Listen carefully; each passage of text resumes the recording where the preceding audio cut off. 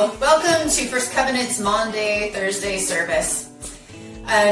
Maundy Thursday is a commemoration of when Jesus met with his disciples in an upper room. And so we, here the Dibley family, are meeting in the upper rooms of our house. This is our staircase going upstairs. So these are our upper rooms, they're bedrooms, so we can't quite get a meal going up here. But we thought we would at least commemorate a little bit of what it is to be in an upper place in our house. So Jesus was celebrating the Passover with his disciples. And the Passover commemorates the exodus of the Hebrews from Egypt. And so some of the things that are commanded of them about how to remember the Passover is this interesting commandment, that this idea that when their sons would ask, I'm just reading, I have my Bible here, I don't know if you can see it in the frame. When their sons or their children would ask, why do you do these things? The Jews are supposed to tell the story of how God rescued them from slavery. So what we're going to do, kind of in, like the Jews would celebrate Passover even today, when they do, they would have a special meal, and the youngest child of the house, this child, but we're going to include this child as well, because they're about the same age, would ask questions. I am a notable 18 months. That's true, she's 18 months older. But they're going to ask some questions that lead us through, not the questions that you would ask in a Passover Seder, but some questions relative to how and why Jesus celebrated and did what he did in this Last Supper with his disciples. All right, let's keep going.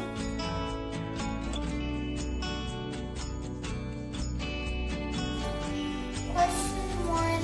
What is Maundy Thursday? Ooh, that's a good question. Doesn't it kind of sound like you're saying Monday, Thursday? So I wonder how you spell it. Yeah? What do you think? You want to ask me? Okay. Well, that's a great question, Lucy. And Maundy is spelled M-A-U-N-D-Y, and it comes from a Latin word, which is a word that means commandment.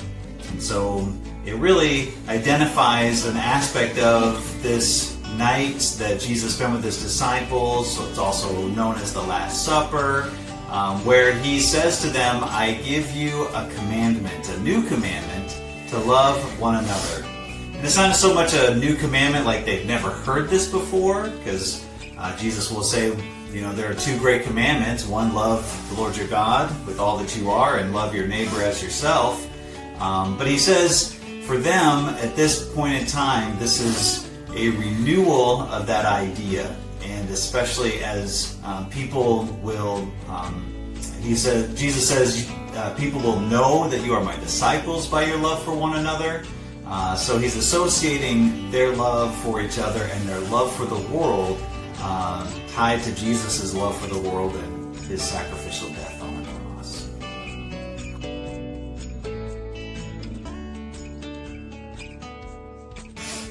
Why is Maundy Thursday so important? That is a great question. Maundy Thursday's significance comes from the fact that Jesus is celebrating the Passover. And the Passover is a remembrance, a yearly or an annual remembrance of when God freed the Jewish people from their slavery in Egypt. And he brings them out by a series of miracles through the plagues. If you remember the 10 plagues, that he basically, God and Pharaoh go to war, and God fights, and there are these 10 plagues, and he takes his people out in this great tale of redemption. And so Jesus is in Jerusalem celebrating this, and the people are longing for redemption from Roman rule and for the restoration of their kingdom and the ability to do the law in peace without the threat of the Gentiles oppressing them. And so in the middle of the Passover, Jesus as the Messiah comes and he celebrates this really important meal that's full of significance and signified elements on the table. And he'll take two of those elements. Do you know which ones?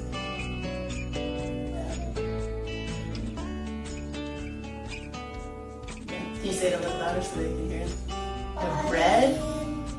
The bread and the wine, right? does say he does. That's how he. What's the deal with the blood analogy?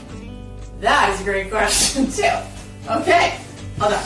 All right, so he does. He takes these two elements. There's bread on the table, and there's wine on the table, and he takes those two elements, and he additionally signifies them. He layers another level of signification or meaning on top of what those elements already meant from the Passover. And he says, just like you said, Lucy, that what the bread is his body and the wine is his blood, right? They're symbols that are supposed to help us remember what is going to be his sacrifice as the weekend unfolds for Jesus and his followers.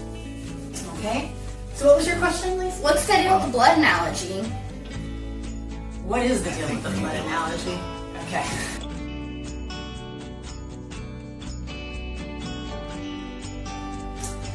So Lucy isn't feeling so good, so she's gone to bed, and that's just kind of our reality right now. So every once in a while she just needs to go rest, so she's out resting. So Langston's now going to take over as our youngest person on the stairs right now. I mean, it's true. It's true. She's just on the stairs. All right, so Langston, you had started asking a question earlier about, I think it was about the blood. So do you want to ask your question again? Yeah, like when we're talking the Bible, not just about Jesus, but in the Bible, there's this analogy made about blood a lot, and that kind of doesn't make sense. Okay. That is a great question. Actually, this is one of my favorite questions. She's the Bible scholar. That I get asked by students at the university, like, what is the deal with all the blood? The blood is very confusing. The idea of Jesus' blood somehow being over us or making us pure, things like that, doesn't make a lot of sense if you stand outside the tradition looking in. If you grew up in Christianity, this is something you've heard so much that maybe it hasn't even occurred to you that is a really interesting element of our tradition. So, this is one of my favorite questions that university students ask. Is like, what is the deal with all the blood? And the blood of Jesus re-signifying the wine at Passover. So, this has to do with the Passover. You might have guessed it. You might be able to fill in the blanks at this point. If we were in a classroom, you could raise your hand. It's the Passover! And you would be right! So, the Passover has this really significant portion of the story.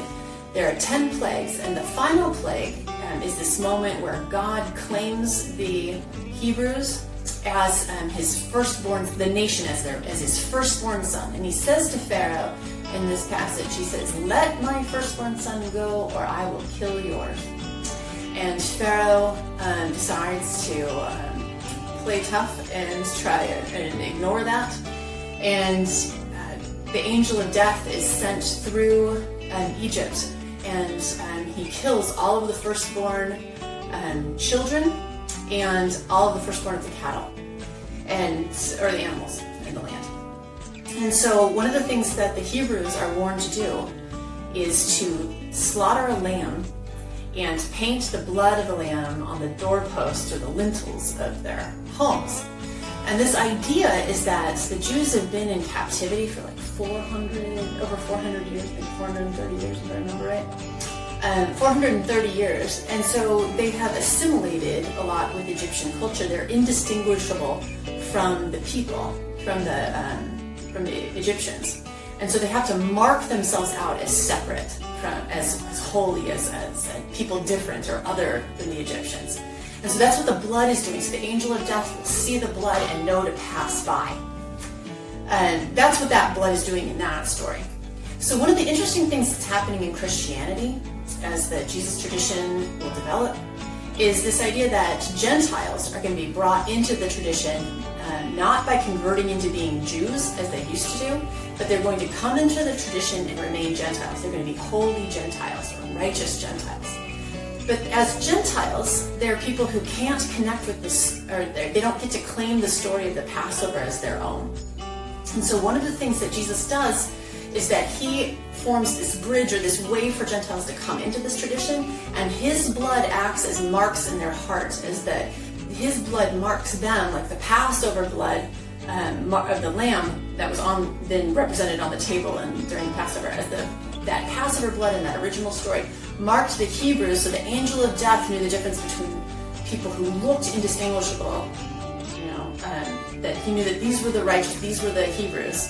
So when theoretically, as the angel of death, if you will, like sort of passes over the Gentiles in judgment, or God judges the Gentiles, they are marked like the Hebrews were with that blood. Only it's the blood of their sacrifice, Jesus.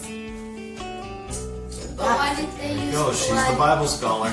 But why did they use blood in Egypt then? Why blood? This is a good question.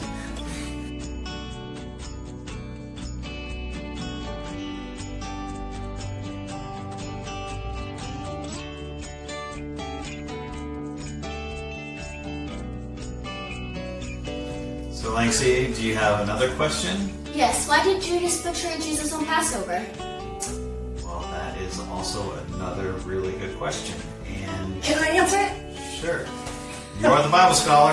Okay. This is another one of my favorite questions, because this is the motivations of why Judas does what he does is not represented in the text, and this is one of those gaps in the Bible. And Hebrews are very, very good at writing narrative, and they will write narratives in ways that that pull the reader into the story. And one of the gaps there is like, why does Judas do what he does? Why does he betray Jesus?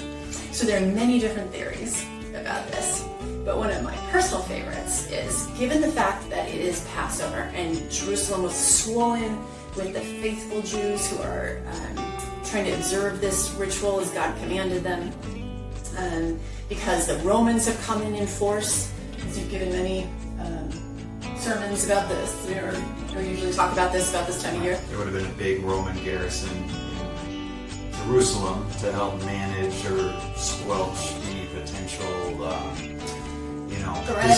threats from the Jewish folks to have a revolt. Yeah, an uprising. Good. Yeah. So you got to remember the tinderbox that Jerusalem is at this time, and this idea that Jesus keeps getting this title attached to him, Christ, Christos, which is the Greek translation of the word Mashiach, which means Messiah. And so the Messiah is a word that's first attached to the kings of Israel, whose job it was to defend the people from their Gentile enemies. Would be the neighbor, usually Gentile neighbors is who it was, and so they would defend them. So that's the job of the Messiah, is to take care of the Gentile threat. And so Jesus keeps getting this term, Christ, attached to him, the Anointed One attached to him. And so they're in Jerusalem in this time where they're remembering this time that God rescued them out of the oppression of Gentiles before, and they long for this. And so my favorite theory about what Judas was doing was that he might have been a zealot, and that's a group of people who believed that the military overthrow of the Roman Empire was entirely possible. And they believed that because about 200 years before, the Maccabees, which is the celebration of Hanukkah, where that comes from, if you know anything about that, the Maccabees had won this fantastic victory and freed Judea from the hegemony, or the Seleucid Empire, basically. They're a Greek. They're one of the breakoffs of Alexander the Great's empire. So the Seleucids had been in control, and the Maccabees fight against them, and against all odds they win. And so this is kind of in the mind of all the Jews, is this idea that, not too long ago, that God had freed them to help the Maccabees, or with God, through the Maccabees, had freed the Jews from this oppressive regime, and he might do it again. And so my favorite theory about Judas is that he was a zealot and was taken with the idea that the Messiah would militarily overthrow Rome. And it's this poignant time, this ritual of Passover. It would be the perfect time for it to happen. And he thinks if he could just get a kick started, if the Romans came against Jesus, which they hadn't done at all, they hadn't moved against him at all, if they were to come against Jesus, then Jesus would have to defend himself, and then that would kick off a revolution. So I think that's my, I think, one of the more persuasive theories about what would have motivated someone who had walked with Jesus for so long and ostensibly probably believed in the mission and seen the miracles and things like that, why he would have betrayed him. Was that he was trying to help God out by But we know that story from a lot of other places too. Like you get characters in the Bible who periodically think that they can help. Like Sarah tries to help. She knows a little bit about the future. Remember, she knows that Abraham has been promised a son, and so she thinks, oh, what if I just get my maid Hagar? Rebecca knows a little something about the future. She knows that Jacob is going to be favored over Esau, so she tries to make that happen, and she tricks her husband. So there's lots of stories in the Bible like that about people who try and kind of help God out by pushing plans into place or pushing events forward. And so Judas may have been one of those people, but he makes a drastic mistake.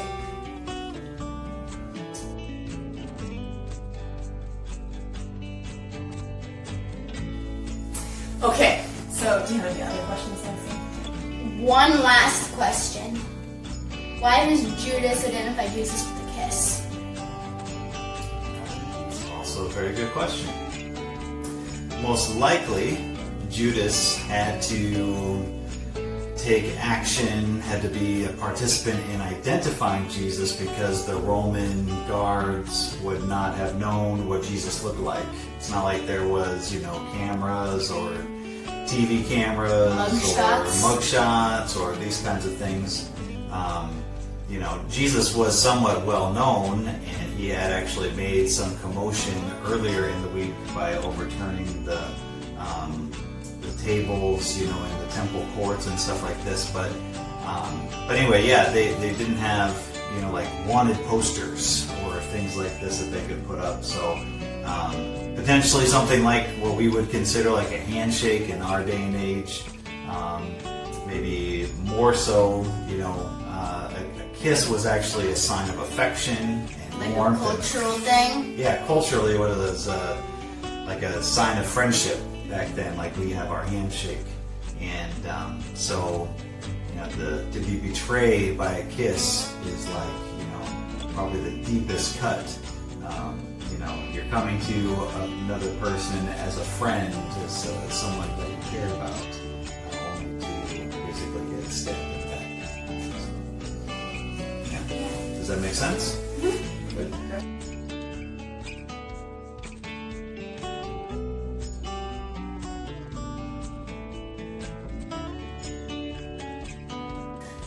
I have another question. Okay, go for it. Why does Jesus wash his disciples' feet on Monday, Thursday, when he probably would have been the one whose feet should have been washed? That is another great question. And so as part of the situation where Jesus is talking about this command to love one another, he demonstrates what it looks like to love one another. Of course, he will die, right, as an act of love. But not everybody's going to have to give up their life in order to show how they love other people. So what he also does is that he washes his disciples' feet. And you're right. Usually that job would be for a servant, somebody, a servant that was designated with that job. And Jesus is supposed to be what? The King of Kings, the King of the Jews, the rabbi, the teacher, the Lord of Lords.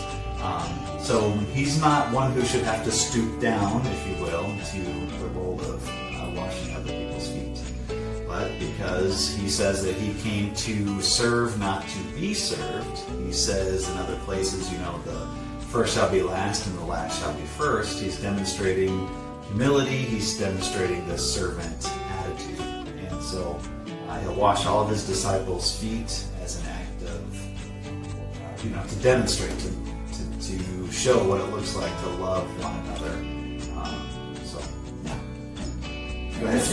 And this is like the essence of the idea of how the world will, in the end, be healed. It's where people give up their privilege and the things that they could claim and have a right to, because Jesus could have had his feet washed, and probably did in other scenarios. Sure. Certainly with the woman with the perfume, things. So he let himself be served, but he was also willing to serve. And this idea of this relinquishing of privilege is the idea of how inequity and the problems of inequity can be solved and how the world can be healed.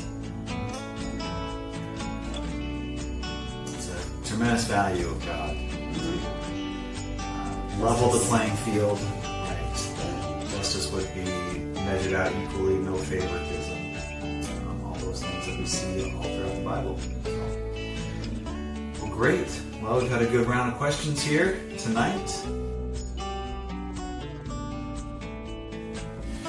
Well, thank you for joining us on this Maundy Thursday here in our upper room at the Dibley House, as we have shared with you this format of question and answers, following the tradition of our Jewish sisters and brothers about why do we do what we do, and why do we believe what we believe, and why does it matter. And so we hope that the questions and the answers that we've given have given you some insights into the meaning of this night, and we are so grateful that you have joined us, and we're so glad that you participated with us tonight. And so as we think about this Maundy Thursday, we want to encourage you tonight to love one another as Jesus commanded his disciples, to be a servant, to be full of humility, to bring peace into this world. And every time that we break the bread and we drink the cup together, we remember all those things about that last night, that last supper he spent with his disciples. So as we continue on with this Holy Week, we just wish you all the best and wish many blessings upon each and every one of you. God bless. Good night.